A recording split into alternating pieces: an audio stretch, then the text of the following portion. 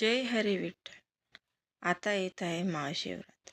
महाशिवरात्रीच्या दिवशी आपल्याला पार्थिव शिवलिंग कसं बनवायचं मातीने, ते मी तुम्हाला बनवायचे शिकवते.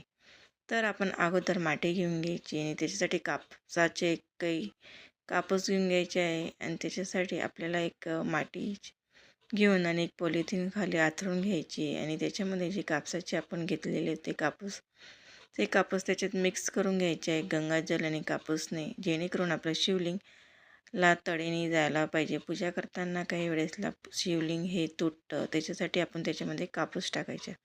कापूस टाकल्यानंतर आपण त्याच्यामध्ये शिवलिंगचे छानपैकी आपण मातीला मिसळून घ्यायचं आणि मस्तपैकी त्याची आपण गोळे बनवून जलाधारे आणि शिवलिंगची प्रतिमा तयार करायची. तर इथे मी शिवलिंग, नंदी, गणपती, पार्वती माता आणि कार्तिकेय असे हे महाशिवरात्रीच्या दिवशी आपल्याला पार्थिव शिवलिंग कसं बनवायचे हे तुम्हाला मीने दाखवलं आहे. अतिशय साधं आणि सोप्या पद्धतीने बनवले. तुम्हाला व्हिडिओ आवडला असेल तर लाईक आणि सबस्क्राईब जरूर करा.